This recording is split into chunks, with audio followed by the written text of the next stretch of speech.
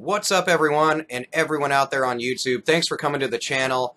I hope you guys are enjoying the daily bill search videos and our videos on currency and how to make money off the money already in your pocket. Sorry I've been away a couple days. I've been in the middle of moving from one town to another, and it's not as fun as, well, moving's ever been. So if you could just bear with me over the next couple weeks while I get into the new spot. We have a whole bunch of new content that I think you'll enjoy. Lots of new coins and paper money that have sold for tons of money that could be right in your pocket. So let's get to another daily bill search video. I hope you enjoy it, and I hope that you're enjoying the channel. And let's get right to it. Hey, currency and coin lovers, Kyle here. Happy Friday. Another bill search video where we look through pocket money, see if we can find anything worth more than face value. Let's get right to it. So first we're looking at a 2013 $10 bill. It's down here as a series number. It's next to this little plate annotation, which is B2. Yours will be different on yours. Federal Reserve seal, which is this guy here, this black seal, as well as the Department of the Treasury seal. They're a little different as far as $10 bills. They don't show a district letter like $1 bills. So that would transcend across other denominations like 5s and 20s and stuff. The seals seem printed pretty appropriately. On the newer 10, it's a little different than the older 10. This seal sits kind of higher than the seal over here, whereas before they sat pretty much right on the same line through the center of the bill. This one does sit slightly higher. Maybe that's to show a little bit more of this graphic of the torch in the back. Sorry, I don't know how to keep my camera straight while I'm talking. But hey, it is what it is.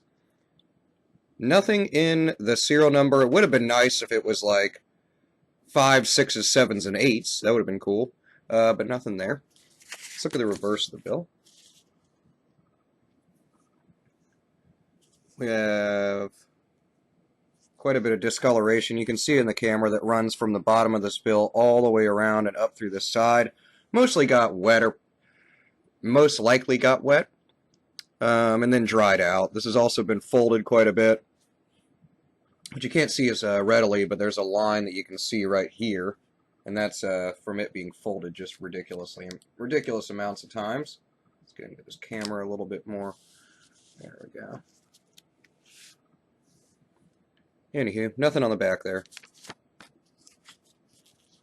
$5 bill, some 7s and some repetition of 4s, but not a fancy serial number, so nothing jumping out in that serial number.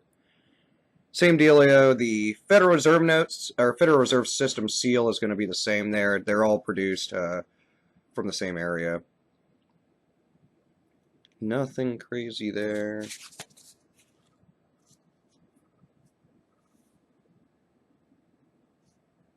Nothing on the back jumping out at me. Sometimes you'll see some misprinting going on with the lines that make up the stairs on the Lincoln Memorial. Especially when you're looking at coins, you'll see some doubling that happens with that portion on the penny. Got ourselves a little extra stamp right here. You can see it actually multiple times. So this has been stamped a couple times by banks. Let's pull it closer to the camera so you can see.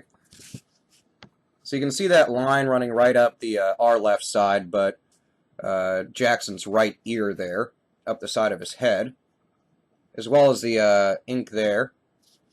That's from counter stamps at the bank when they receive or transfer currency.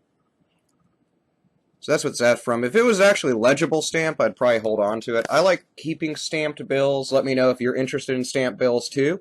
I've had quite a bit of them. You've seen them in the videos, but that's not a good one to hold on to just because it's not a complete stamp. It's nothing really that's legible that we can put in a little sleeve and hold on to. Everything's printed right. This is color changing ink. It's an anti-counterfeiting measure. Nice crisper $20 bill. It's better condition than that previous one. We have a good example of all those little fibrous hairs and stuff that make up our bills. You can see them all there at the top in the margin line. So it's kind of cool. Nothing there though.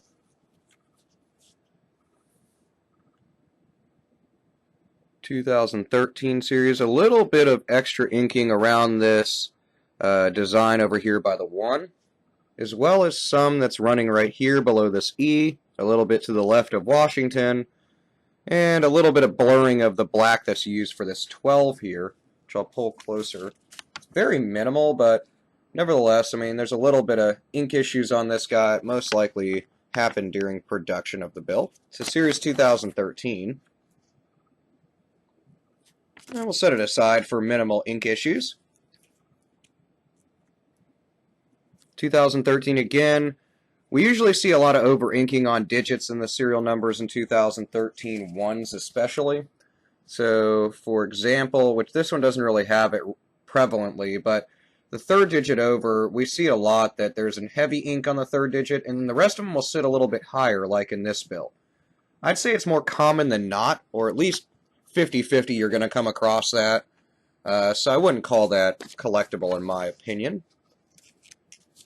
It's just too common, you know? I mean, something can't be really rare if you get it all the time. Some damage to that bill. Another 2013 series bill. We'll start seeing the 2017s pretty soon. I mean, you see them, but they're less common than the 2013s and even 2009 bills that we come across. So here's an example which I didn't cover in those previous ones. The Federal Reserve seal here is going to have a D, and that's for Cleveland, Ohio. It'll be transposed into the front of the serial number. Nothing else on the bill, really.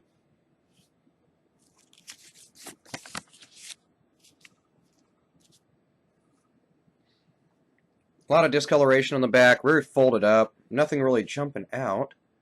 No, there's a little extra ink here, but it's so minimal that I don't even care to waste your time with it. Looks like a couple more 5s down in here. Usually don't have so many 5s, but that's cool. I do like the $5 bill a lot. It has probably one of the nicest redesigns in my opinion. But we'll see as new ones come out throughout the next years. This one's really cut up. I don't know what happened with that. Maybe being fed through a counter a whole bunch of times. Looks like some highlighter, some extra stuff. Somebody was having fun and drawing on this bill, so that's destroyed value on that one. Well, collectible value, rather. This one's also really ripped up. Kind of beat up and looks like it's been wet a couple of times. You can tell from the feel of the bill whether they've been wet or not. They'll kind of have this crispy feel to them, and that's generally, well, one of two things. It got wet and just dried out, or it got wet while it was folded and dried out, hence the crispy feeling. And that's kind of what that's from. Still no major errors jumping out. A little bit lower of a serial number, but not low, though. I wouldn't consider a serial number low unless it's got at least 4 zeros in the front. That's just me personally. Outside of that, I wouldn't consider it a low serial number. Depending on the run number, you'd have to look at that in relation to the series date to see how many were printed and whether you have a high serial number. This is not one, but just for an example of something like that. So it's almost a good example of good repetition, but with that 2 in there, I mean, if it was 0s, 6s, and 4s, it'd be a trinary note, which would be a little bit collectible. I do like trinaries, although I think they're more collectible than valuable, unless the bill has other things going on, or the trinary note has another form of fancy serial number, say like a radar note that's also a trinary note. Nothing jumping out on the back. Looks like we got a couple 5s at the end here. And a little bit of ink issues down here at the bottom. I'll show you that in the camera. You see that little, get that to focus for you. There we go. So you can see that little bit of ink issues below the F on 5. But very minimal, and this damage on this bill really detracts from that, so I wouldn't call that any type of ink smear or ink error. Still cool, though. I mean, it's minimal, but things happen. And lastly, another 5. Almost another broken ladder. Too bad this 2 It needs a couple numbers now that I'm looking at it, so disregard that. But we found a really good broken ladder before. At first glance, I thought it was 1, 2, 3, 4, 5, 6, 7. We need a 0 and an 8 in there, but hey, see if anything else is going on with this $5 bill.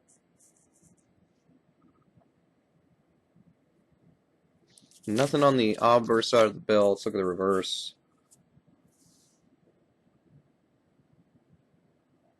Nothing too crazy. So the only thing we're really going to pull from this one is this little guy here, a $1 bill, Series 2013. San Francisco, California is the L. And what did we keep it for? We kept it for a few different little ink issues. Normally I wouldn't care so much with the minor ink issues going on with this thing. But overall, I think with the multiple little spots all over it, they transcend all the way over here. And then on the back of the bill, it looks like we got the same dealio going on down here. Like this bill was grabbed while the printing was happening. Maybe it got held up or caught in a way. I know those aren't scientific terms, but you get what I'm saying.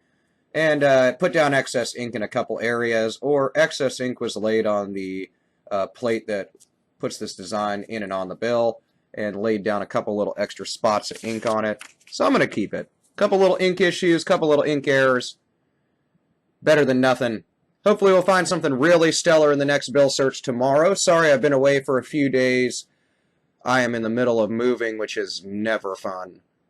But if you want to help me out, come on down to North Carolina and pick up a box. Otherwise, I will see you in the next bill searching video. See you later.